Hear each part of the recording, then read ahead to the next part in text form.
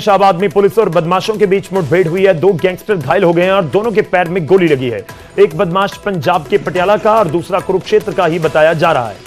CIA 1 की team ने गुप्त सूचना के आधार पर उस इलाके की घेराबंदी की। दोनों बदमाश फिरौती वसूली की साजिश में शामिल थे और वहीं इस पूरे इनकाउंटर की घटना के बाद मौके से 315 बोर और 32 बोर की पिस्टल भी बरामद की गई है। घायल बदमाशों को अस्पताल में भर्ती करवा दिया गया है। शाहबाद में हुए हालिया फायरिंग केस में भी इनसे पूछताछ की जाएगी और पुलिस को यह भी शक है कि किसी बड़े अपराध को अंजाम देने की फिराक में ये आरोपी अपराधी थे। बाइक खड़ी हुई दिखाई दी। जैसे ही इन्होंने उस बाइक की तलाशी के लिए रोका तो उन लड़कों ने बाइक से उतर के एकदम पुलिस के ऊपर फायरिंग शुरू कर दी।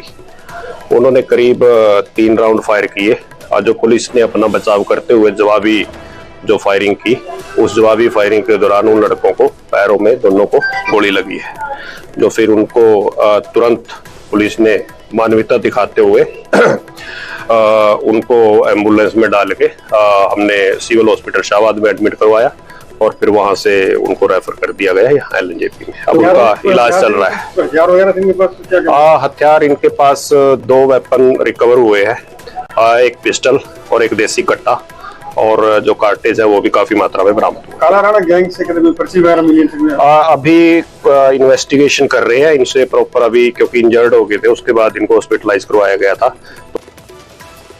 वहीं गुरुग्राम मुख्यमंत्री सैनी पहुंचे और उनकी तरफ से ग्लोबल सिटी प्रोजेक्ट पर इन्वेस्टर्स के साथ चर्चा की गई। 584 एकड़ से भी ज्यादा क्षेत्र में ये ग्लोबल सिटी बन रही है। बिना बिजली के खंभों और खुले वायरों वाली हाईटेक सिटी होगी। 2027 तक 940 करोड़ रुपए का काम इस प्रोजेक्ट पर होना है। ग्लोबल सिटी को देश की सबसे आधुनिक शहरी परियोजना फिलहाल बताया जा रहा है, जिसके ऊपर हरियाणा सरकार काम कर रही है।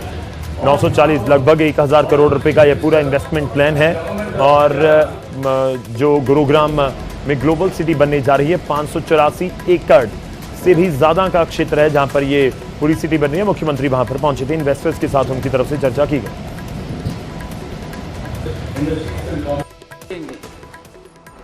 जो गुरुग्राम का टेम्परेचर है उस टेम्परेचर से इस ग्लोबल सिटी में उसका टेम्परेचर कम रहे,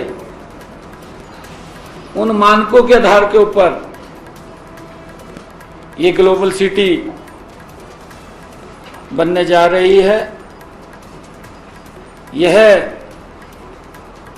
ग्लोबल सिटी लगभग फर्स्ट चरण में इस परियोजना का जो क्षेत्रफल है वो 587 एकड़ का है। फर्स्ट चरण में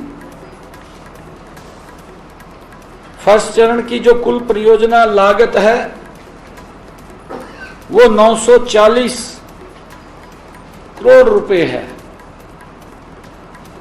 ताकि इस ग्लोबल सिटी में, जैसा मैंने कहा है कि अंतर्राष्ट्रीय सुविधाओं से सुसज्जित ये सिटी इस प्रकार की बनेगी कि इसको देखने भी लोग। वहीं कैथल से खबर है, खानपुर गांव के ग्रामीणों की तरफ से बड़ा फैसला लिया गया है। सरकारी स्कूल में ही बच्चों को पढ़ाया जाएगा, ये गांव वालों ने फैसला किया। सरकारी स्कूलों को नई ऊंचाई पर ले जाने का संकल्प गांव वालों की तरफ से किया गया है। एडमिशन के लिए लोगों ने गांव में एक रैली निकाली। सरकारी स्कूलों को बेहतर बनाने पर भी जोर दिया गया। देखिए, सरकारी स्कूल में बच्चों को पढ़ाने का आप कह सकते हैं कि एक तरह से शपथ है। लोगों को भी जागरूक किया जा रहा है। खानपुर गाँव है, ये कैथल जिले में पड़ता है और लोगों का कहना है कि अगर सरकारी स्कूल अच्छे हों, बेहतर हों, तो उस पर जोर दिया जाए तो लोग सरकारी स्कूलों का रुख करेंगे।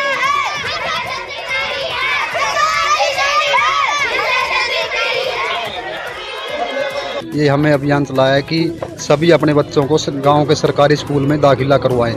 और ये अभियान हमने पिछले महीने गांव में बड़ी पंचायत की थी चौपाल में, और सभी ग्रामवासियों ने आश्वासन दिया था कि हम अपने बच्चों को अब की बार सरकारी स्कूल में दाखिला करवाएंगे। और सरकार से हम यही मांग करते हैं कि हमारा स्कूल 8वीं तक का है और हम हरियाणा सरकार से, हमारे माननीय मुख्यमंत्री नायब सैनी से अनुरोध करते हैं कि हमारे स्कूल को +2 तक का अपग्रेड किया जाए।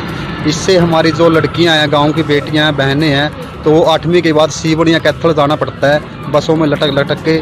सुबह 10 बजे 10:30 बजे उनको बस मिलती है, काफ़ी भीड़ होती है। इस समस्या को देखते हुए हम सरकार से निवेदन करते हैं कि अब हमारे स्कूल में बच्चे बिल्कुल संख्या पूरी हो चुकी है और इसको +2 तक का। और वहीं चरखी दादरी के बाढ़रा कस्बे के पास रोडवेज की बस सड़क किनारे पेड़ से जा टकराई। हादसे के समय 55 यात्री इस बस में सवार थे। टक्कर के बाद यात्रियों में चीख पुकार मच गई। जानकारी के मुताबिक एक स्कूटी सवार महिला को बचाने की कोशिश में यह हादसा हुआ। गनीमत रही कि हादसे में जानी नुकसान से बचाव रहा।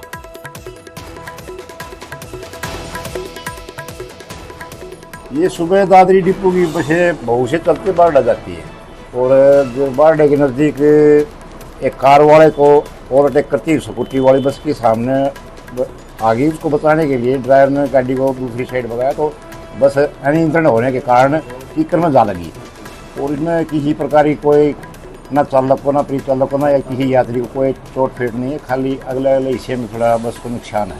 कितनी सवारियां थी? लगभग होंगी 50-55 के करीब सवारियां इसमें थी।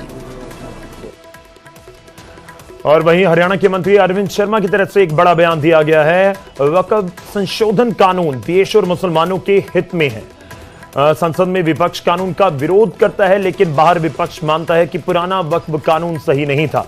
बीजेपी ने कभी धार्मिक भावनाओं को ठेस नहीं पहुंचाई। गोहाना में महावीर जयंती पर पहुंचे हुए थे अरविंद शर्मा। पत्नी रीटा शर्मा संग अरविंद शर्मा ने भजन भी सुनाया। जेल, पर्यटन और सहकारिता मंत्री हैं अरविंद शर्मा। वक्फ बोर्ड, वक्फ संशोधन कानून ये बहुत ही अच्छे तरीके से और कानूनी तरीके से और देश के हित में, मुसलमानों के, मुसलमान महिलाओं के, सबके हित में है। ये आपको सबको पता है। इस पर पहले भी विरोध हुआ, विपक्ष ने अपने अपने तरीके से, विपक्ष पार्लियामेंट के अंदर तो विरोध करता है लेकिन बाहर वो भी कहता है कि जो वक्फ कानून था पीछे वो ठीक नहीं था।